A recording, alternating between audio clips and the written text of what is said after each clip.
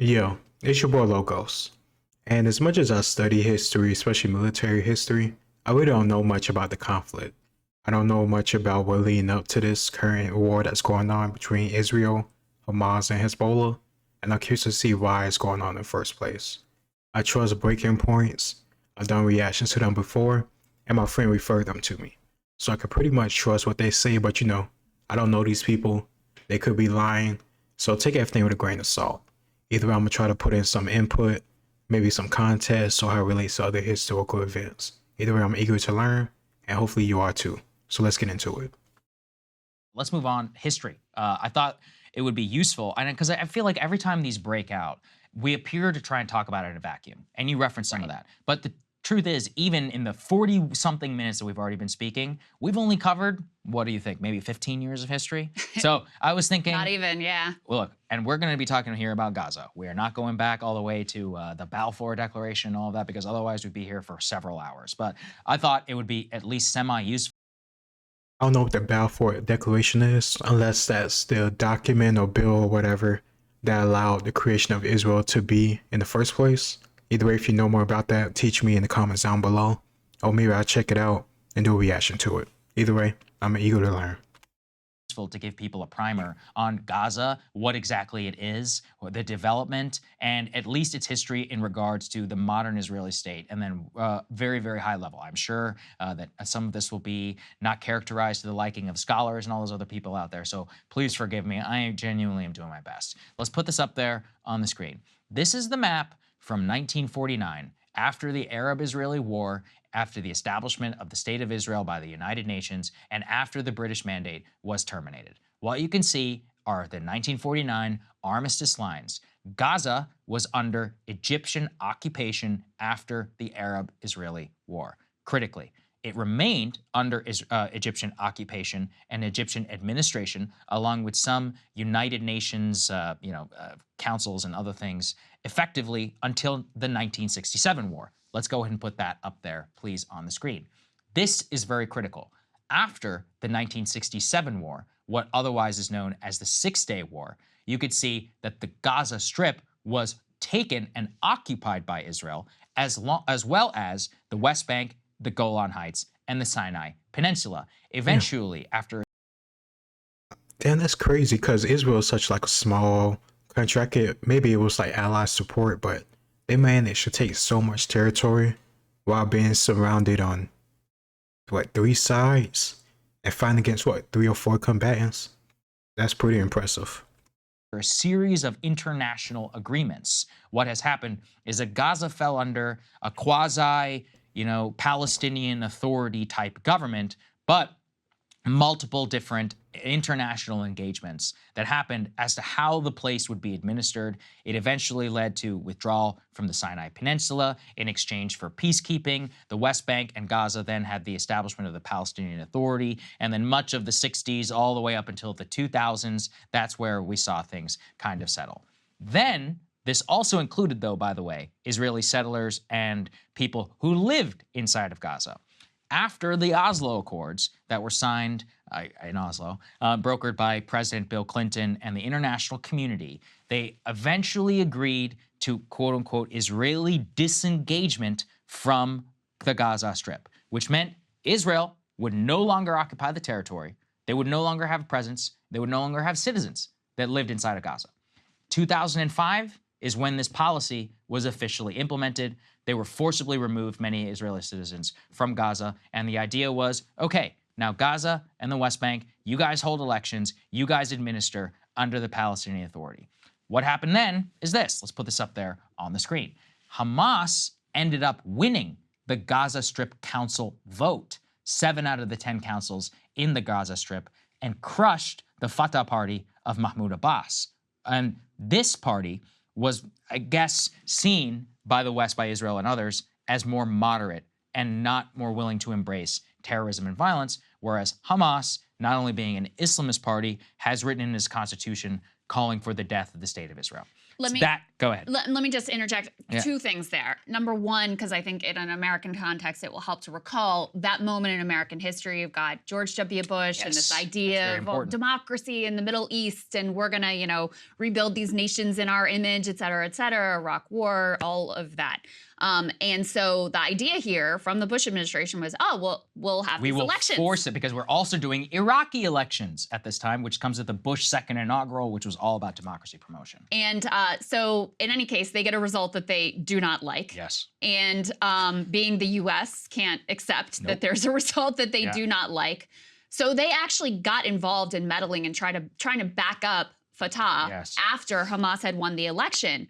And a lot of people argue that our, intelligence agencies getting involved in that intra-Palestinian conflict and effectively civil war really is what kind of led to Hamas taking over Gaza. And I also would be remiss if I didn't mention, in the spirit of blowback here, that Hamas was actually encouraged and supported and funded by Israel in the beginning as an attempt to be a bulwark against the PLO.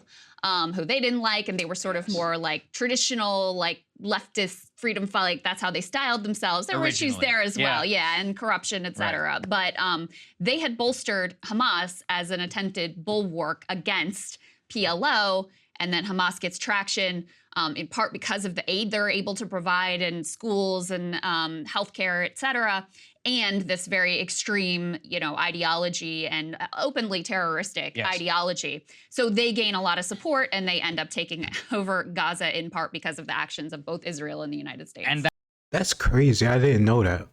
It kind of reminds me of I don't know how I forget his name. Bin Laden. Because from my understanding, wasn't he wasn't he living in the United States for a certain point? He was like friendly with the United States, and he had some type of like relationship that was positive. And then something happened, I don't know what, and he caused him to flip. I don't know, that's just crazy. I didn't imagine that happening. That's where everything collapsed. So after the Bush administration refused to recognize Hamas, and then they effectively disengaged, we saw a split between Gaza and the West Bank, where they have different administrations, and that's when the Israeli blockade really began. So let's go ahead and put this graphic up on the screen. This is made by Al Jazeera, so it is biased towards them, just giving people a heads up. And what they say and point is that there have been 4, before this point, major conflicts, I guess you could say. 2008 to 2009, there was a 23-day war with Hamas, eventually ended in kind of a ceasefire. 2012, there was 8 days. 2014 was probably the most significant one before what's happening right now, a 50-day long war. Again, all of it focused on either violations of ceasefire, in some cases on the Israeli side, and in some cases with the Hamas side. Lots of rockets that were being fired, and eventually again ended in a ceasefire and a tentative stalemate. But I think that the most important thing for people to understand, as we said, is that this has been going on now for so long that we've gotten far too comfortable with the situation. It was never supposed to be like this. We were supposed to have elections and we're supposed to move forward. Then Hamas won the election and we're like, no, we're no longer going to think of this as legitimate. Then is the Israeli government is like, well, we're going to put this under blockade because we've got a bunch of terrorist militants that are inside there. And if we don't, then they're just going to use the ability to have free flow of goods to smuggle weapons in, and they're going to threaten our security. And instead what we've happened is, some weapons didn't get in, but a lot did, as we all just saw.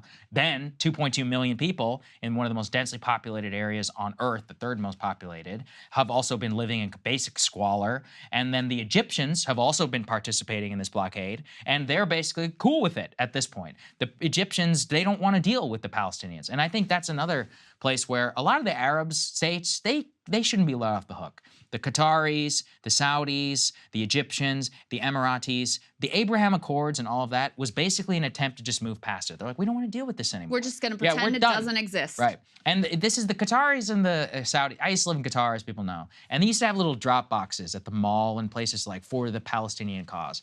And I just remember looking at that and being like, you're relying on piddly little charity from people when you are one of the richest people on earth. I'm like, what are you doing? You're not doing anything. Yeah. And it's just clear they don't care. And a lot of people don't even understand, even within the Arab states, there's a lot of intra-racism between the Gulf Arabs and the Egyptians, and then how they view, they very much look at the Palestinians as like poor, I'm not dirty, and those are not my words. That's the way they look at them. If you've ever been to Jordan, the Jordanians definitely are not so happy with them either. Well, Jordan did accept a huge refugee but population. The actual Jordanian citizens themselves, there's a lot of beef and actually resentment because a huge portion of their population is now Palestinian, and they're not Jordanian, So my point is just that this is a very messy and complicated situation. It gets us to the point, though, where this has happened. And I think with that background, what's important to remember is that the last 15 years in particular have been the tinderbox through which all of these multiple conflicts have happened. The post-Hamas election, the decision by the United States, the Arab states and the Israelis to basically just move past and say blockade and siege is the status quo. We're just never going to move on from that. Out of sight, out of mind, basically. And the peace advocates have always said, they're like, this is an untenable situation. It cannot hold. It's just, look, nobody is justifying Hamas here. It's so horrific what they have done to so many of these Israeli citizens.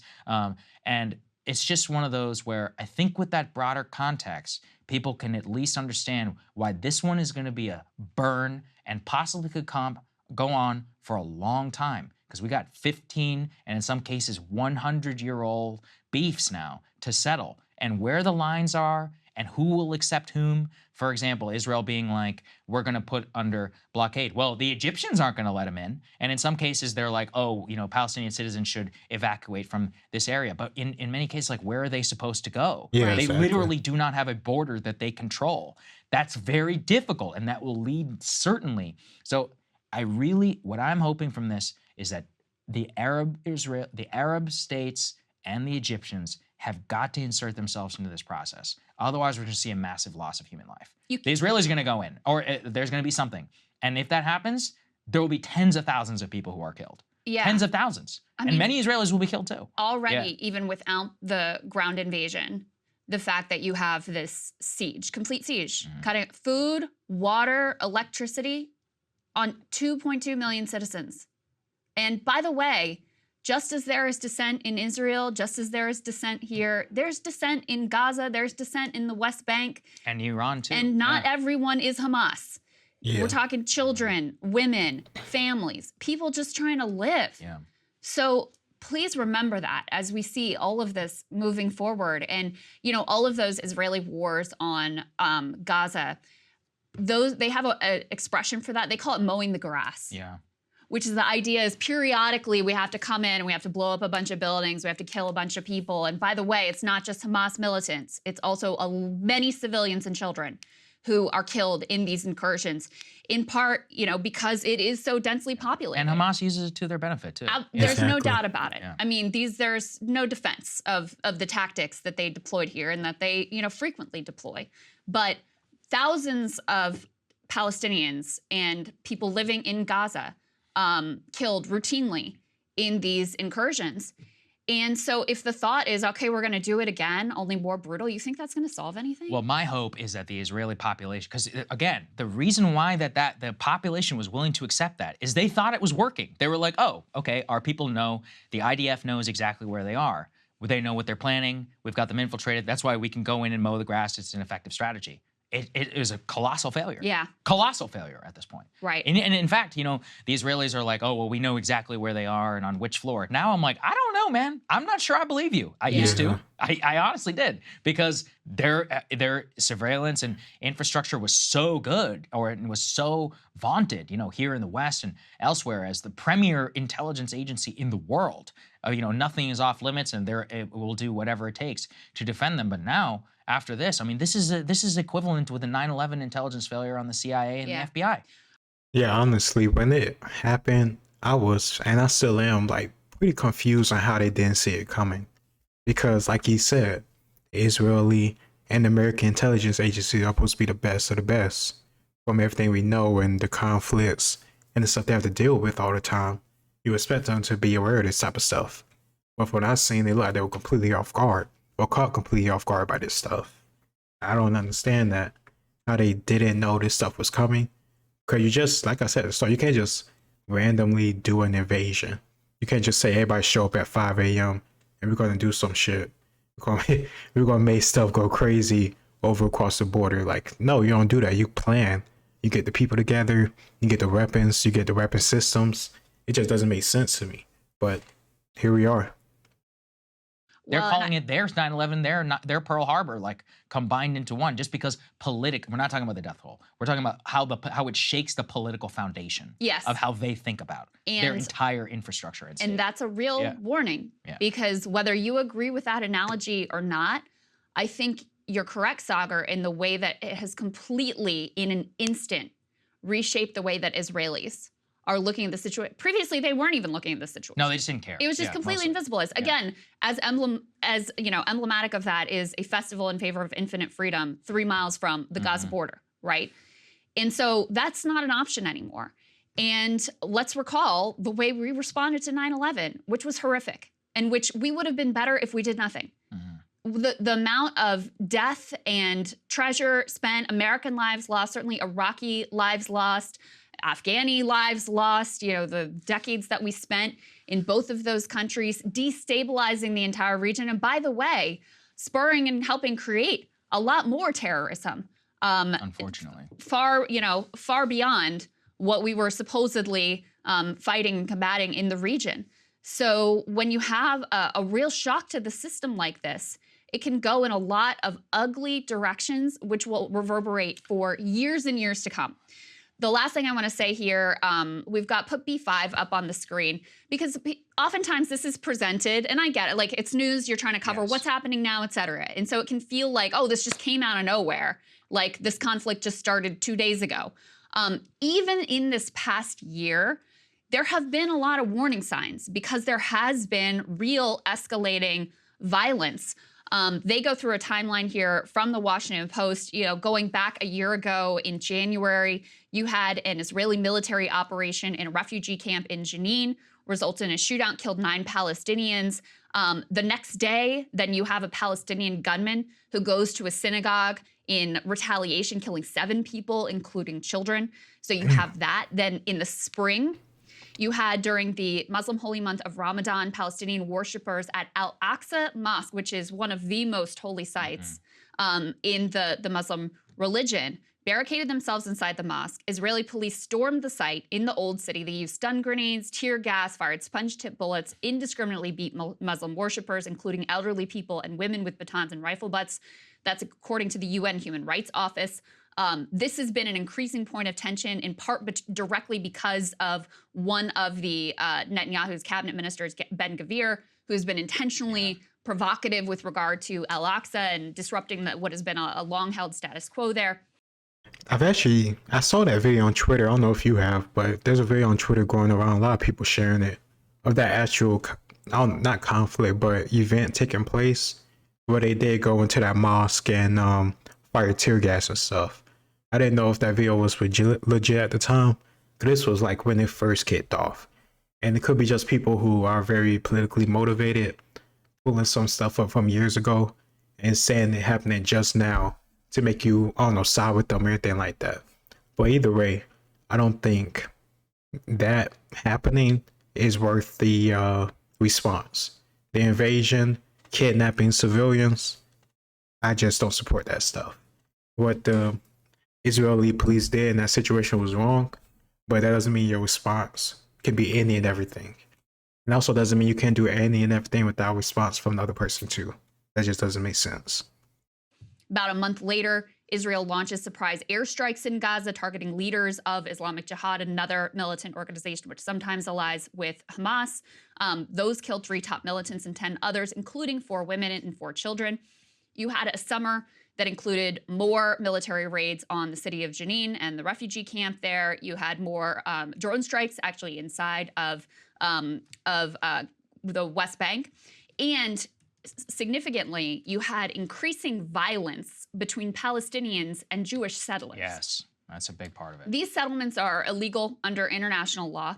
They're part of the immediate problem here is the fact that these settlements were being protected by the IDF in lieu of protecting, these border towns around Gaza. So there'd been a huge redeployment towards this area.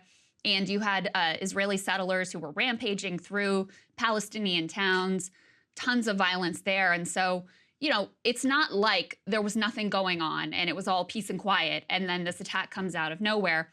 And then you add to that the geopolitical situation of this potential deal, Saudi normalization with Israel, that obviously they're very unhappy with. And it led to, you know, absolute horror. I also want to say there were some signs here of which the Israelis were ignoring. A good friend of mine, Trey Yingst, I used to cover the White House with him. He's now the Fox News correspondent, actually in Israel. He's one of the, I'm telling you, like one of those unbiased people, just because he just points the camera and he'll be like, here's what's happening right now at this state. He flagged this, actually. He's done multiple interviews with Hamas, with Palestinian Islamic Jihad, and with the IDF. And he flagged this from August of 25th, 2023, almost a month ago, a little bit over a month ago. He says, quote, "We are preparing for all-out war," the deputy head of the political bureau of Hamas. They were doing, so it's not like they weren't. They were doing war games. Yeah, exactly. They were practicing, and this was known. They were practicing raids on Israeli villages. I mean, you know, they were pretending like they were going in, and the IDF and Mossad and Netanyahu, they all thought this was just a feint, that this was just bluster. They also had started, I guess there's, at times, Hamas will prohibit people from protesting at the border fence. They had allowed these protests to restart. This was also just seen as trying to get leverage to get more work permits into Israel. And so, in any case, just an unbelievable failure. And it's so hard to put into words how tragic this situation is. It's very bad. The horror on the Israeli side and the horror on the Palestinian side, and what they're, you know, this complete siege now and attacks on marketplace and mosques and apartment buildings, et cetera, which are also murdering innocent civilians. And what's so difficult about it is it's just so hard to see a way out. No, I don't see at this point. And you know, we're about to talk to Ken Roth, and I'll bring him in a moment. But I think in the U.S. we continue to hold on to this fiction of like, oh, we're going to get to a two-state solution. Right. Netanyahu has abandoned any pretense that they're working towards a two-state solution. His whole policy has been basically like, no, this is the status quo. We're just going to keep it as is. We're going to have the blockade. We're going to occupy West Bank. We're going to continue to build out these illegal settlements, which in previous agreements they had agreed not to do. Well, they continue to build it out. They've, even within the West Bank, they're like, it's not, you think of that as, oh, it's this one territory. No, it's all divided up to make room for these illegal settlements. There are certain roads you're not even allowed to drive on if you're Palestinian that are built just for the settlers. And so it's made it a real impossibility to actually have a feasible two-state solution. They're not interested in it. I don't think. I mean, that's part of, I think, the reality here is, you know, again, I just want to be 100% clear. Nothing justifies attacks on civilians. Nothing we say here justifies this whatsoever. But if you're looking at it on the Palestinian, they've tried nonviolent. It's not like they haven't tried nonviolent protests and been met with bullets, by the way. You know, BDS, if you support BDS, you're anti-Semite. So that's off the table. They've tried violent resistance before, certainly, too. That hasn't worked either. And it seems like a completely untenable, unsustainable situation that is just going to certainly lead to more pain, chaos, and death moving forward. And it's hard to see a real way out of it. That's what I was going to say. I don't think that it is possible to see any political ceasefire settlement on this until a colossal loss of life is going to happen. And I don't say that because I want it to happen. I just don't think, I don't really see a scenario. I mean, think about, you know, post 9/11. It was politically untenable to try and pursue like basically nothing. Yes. The only thing that was politically tenable was to basically just full-scale war. That's why the American people, even though Saddam Hussein had nothing to do with 9/11, 2 years later were willing to have a massive ground invasion. I would be very much doubt the ability for the Israelis not to have the same domestic thing. Also, although I hope not, given that they have a lot more experience with war. Same on the Palestinian side. You know, at this point, you're locked in, and then all it takes is one actual attack, that, you know, one bomb that goes wrong, a couple hundred civilians are killed, and now that's your justification for fighting. And everything just keeps upping the ante over and over and over and over again. So without the direct intervention of the Arab states, the Egyptians, and the United States, this is almost certain to just go and drag on now. And when you have Joe Biden in office, I don't expect his ability to negotiate or lead any type of agreement or peace deal, to be honest with you. And this is a shame, I gotta say that, because I agree with both of them. I don't see an easy way out of this. Israel is in a position where they're justified in ongoing with this conflict. It wasn't the one that initiated the attack. They're the defenders on this side. And honestly, I think we can all see that Hamas isn't going to win this stuff. I could have told you that before the war even started. I think we all could. It's pretty freaking obvious. You don't have to be a freaking rich kid to understand that Israel have better equipment, better military, better allies, and even if they are a small state in terms of territory, every other situation, they are stronger. So the whole idea that Hamas was going to win this, and if you have other terrorist organizations, I just don't buy it. I don't see it happening. And unfortunately, like they said, a lot of civilian life going to be lost. For one, you have a very confined space, a confined territory. Also, at the same time, we know these terrorists don't care about the people they claim to actually defend or care about or govern, from my opinion. Using human shields, setting yourself up in the apartment buildings, putting AKs or a machine gun that's right next door, or just a floor down from a family, knowing damn well you trying to use them as a human shield to hopefully prevent rockets, airstrikes, or just firing of people on the ground back at you as you try to kill them. They have no morals. There's no line they won't cross. So I completely understand why people, especially in government, leadership, military or not, feel justified with going through this war, eradicating Hamas completely, even though it's going to cost a lot of civilian lives because of what they see. I can assume, hopefully, in the best, scenario possible, that they see themselves as justified. They're defending the freedom of their future generations and right now in the present. Because these people went in their country, kidnap people, and I just saw something like a couple hours ago. Could be bullshit, because who knows? But I saw something online saying that Hamas or Hezbollah, they're gonna start executing civilians because of airstrikes against them. Like, so because you went and kidnap civilians because you want to start an invasion, you're not going to execute them because you're not getting retaliated upon. So you either want Israel to just let you do whatever you want, or you're going to kill people because they won't let you do whatever they want. Certain people you can't negotiate with, but I agree with them. Like, this is going to be bloody. I don't want to see innocents die because of this stuff. To be honest with you, I didn't know there was 2.4, 2.2 million people within the Gaza Strip. That's a hell of a lot of people within that very, very small territory. That's absolutely insane to me. And when you have artillery, modern armies, modern technology, all that stuff is just going to cause more destruction, more civilian life, loss of life.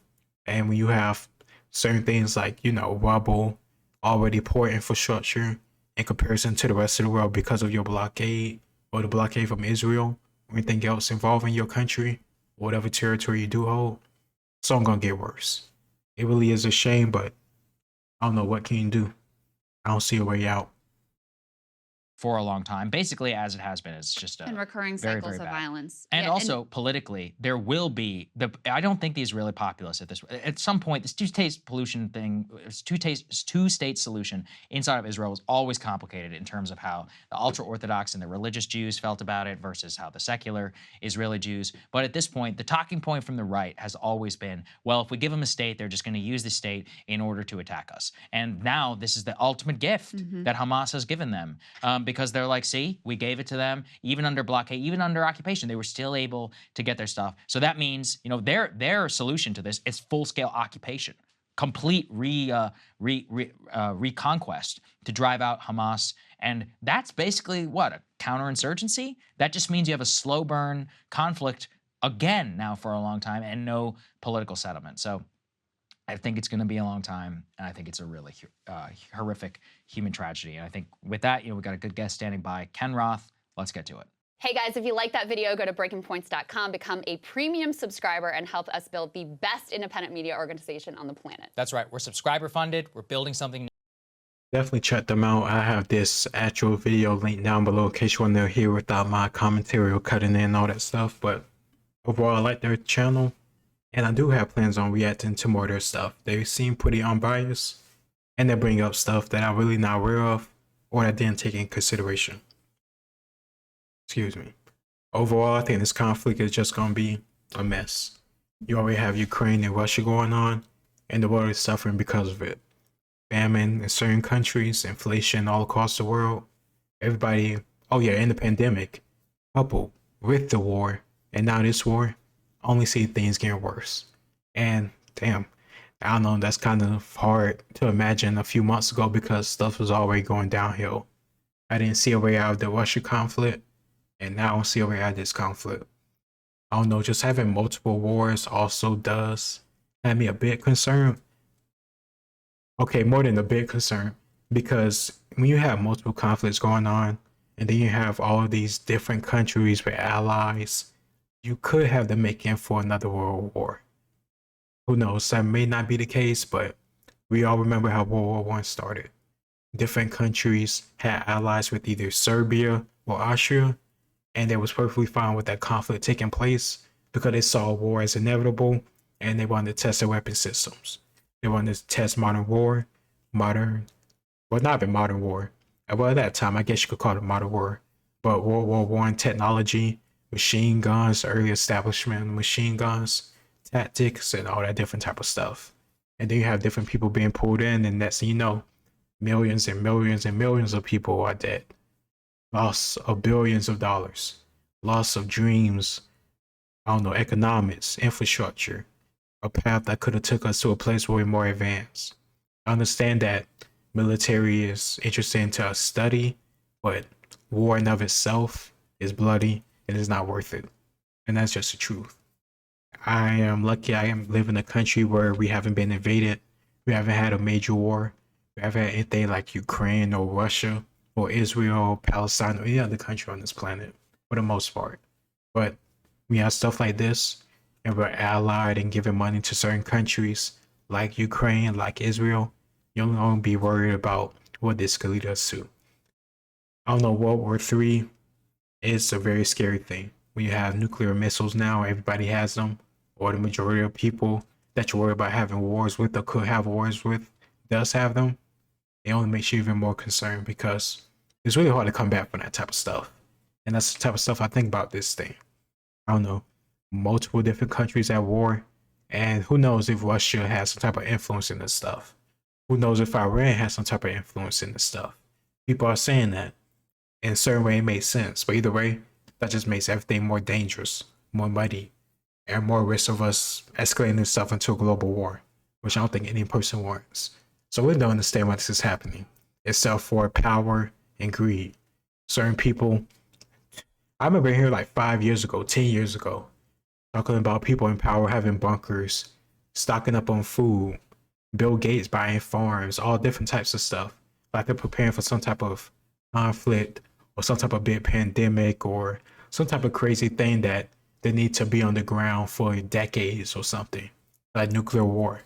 Stuff like that just makes me think like the people in power that are manipulating this type of stuff, if that does exist, which I think it does do, they know what's going to happen.